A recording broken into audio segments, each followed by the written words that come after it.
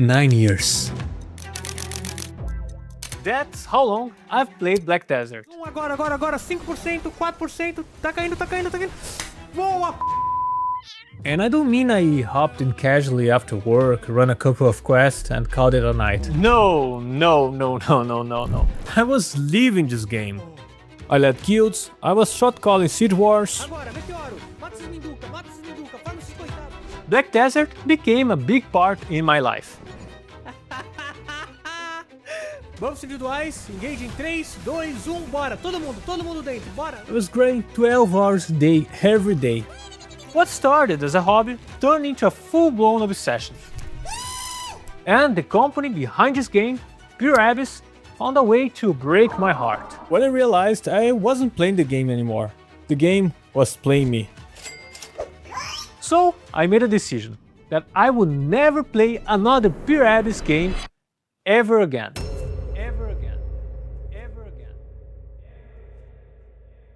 Oh shit, here we go again.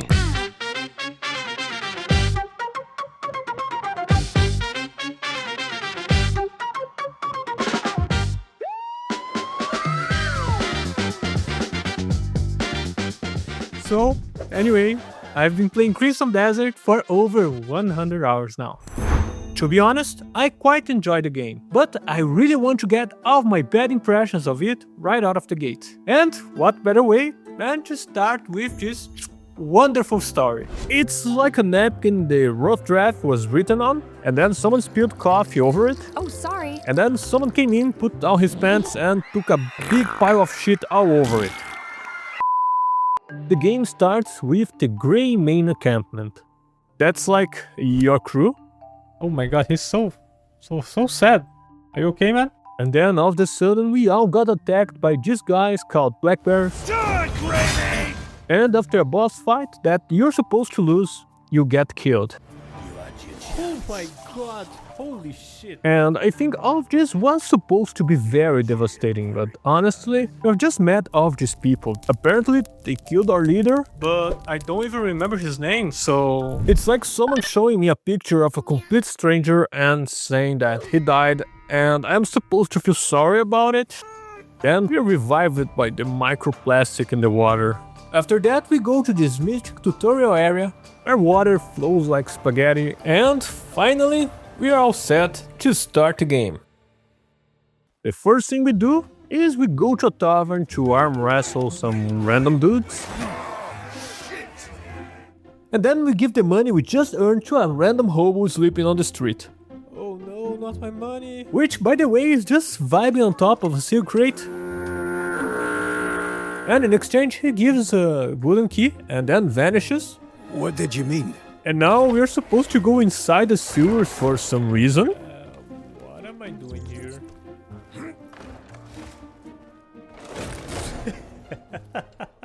And there, we find a woman, a noble, tied up. And after releasing her, it turns out it was all a test. He was right about you. And she vanishes again. Then we need to talk with this random child and get her cat on the roof. Oh, hi there. Oh yeah, and then we are supposed to clean a random NPC chimney with a broom. And he gives us some clothes that allows us to enter in the castle. So we use the hobo's wooden key to open a random door that has a portal to another dimension. What the fuck is that, man? It's like the Zelda Sky Islands with floating platforms and puzzles. And all of this section, it takes forever. It takes like a solid 1 boring hour. And it turns out that the woman in the sewer, she is a witch, and the hobo is a mystical alchemist called Alustin.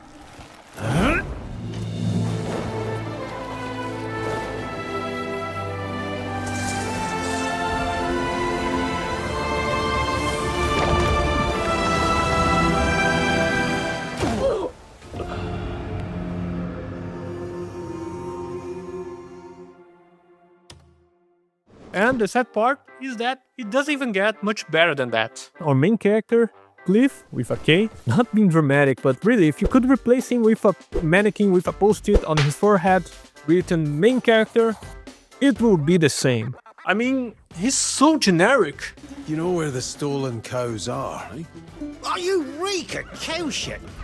Oh, and don't get me started on the parts where you need to follow the NPCs. There's a strange smell getting stronger the closer we get. Cow shit! And I know this sounds silly, but once I put my helmet on and I don't have to see Cliff's face ever again, I can feel way more immersed in the game. It feels like I am playing as myself, if that makes sense. Rabbit leather mask? Okay. Oh. Okay, now we are talking. I like this. I like this a lot. Rabbit Cliff is the best cliff, and there's nothing you can say that will change my mind. And you know what's really funny? When we finally have a glimpse of hope, a lead that can brings us to our revenge against the Black Bears, we have this wonderful, this beautiful, well-crafted line. Sorry, but my priority is finding my comrades. No. No.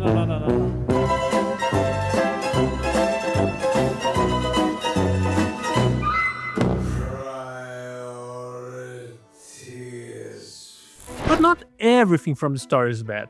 I like some of the bits with this character called Ian. Like, there's this mission where you need to rescue him from this mental hospital asylum. And of course, this is driving all of them somehow even more insane. But when you arrive there, the guards simply won't let you enter. But who cares about all of that when you can enter the place like Solid Snake? Let's do this.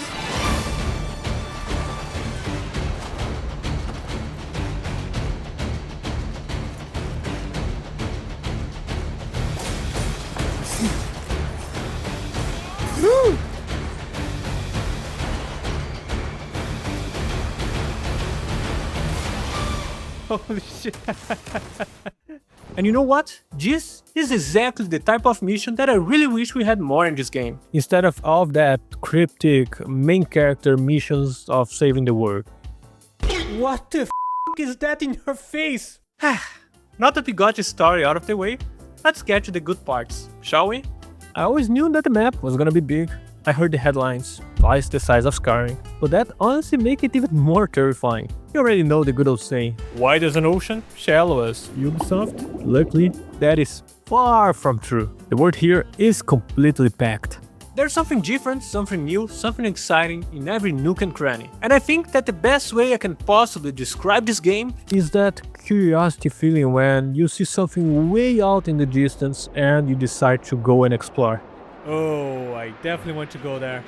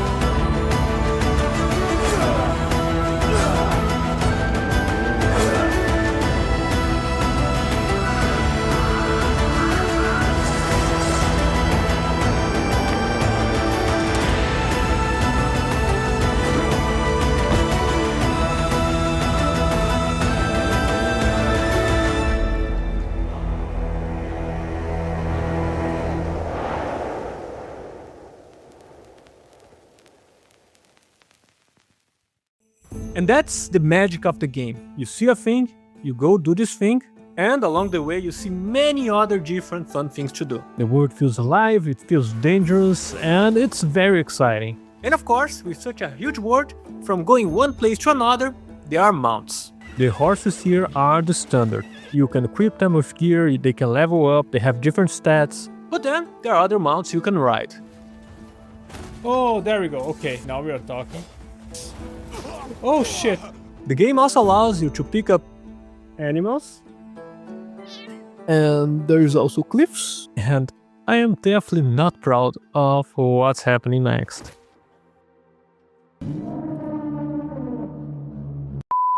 And you know what else you can throw off cliffs? Go. Woo! Fighting enemies on the edge of a cliff, it's one of the most satisfying things you can do in this game. Which brings us to the next part. Combat. And the combat in this game, it's absolutely fantastic. It took me a while to get used to it. You need to hold the right button close to the trigger. You can press different combinations of buttons to modify your attack. But you won't just be fighting goons. Of course, the bosses. And until now, every single boss I have found is completely different from one another. And I think that for this game, this is very important, because it adds to that sense of exploration. You never know what you're gonna find or who you're gonna face next. Uh-oh. Shit, shit, shit, shit, shit. Shit! Holy shit!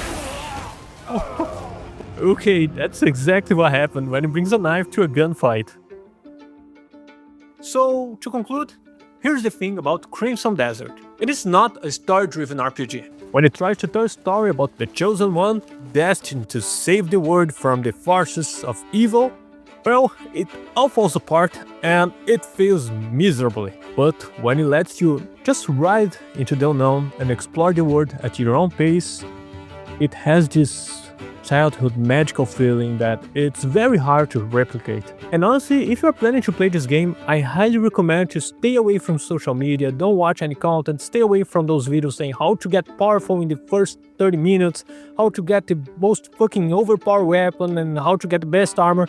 Just play the game without knowing anything, go blind, and I can guarantee that you have a lot of fun in this wonderful, wonderful world.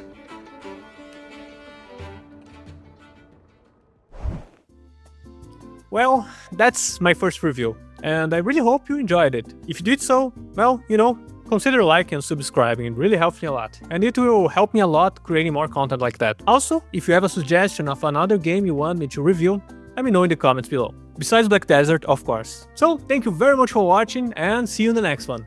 Bye bye.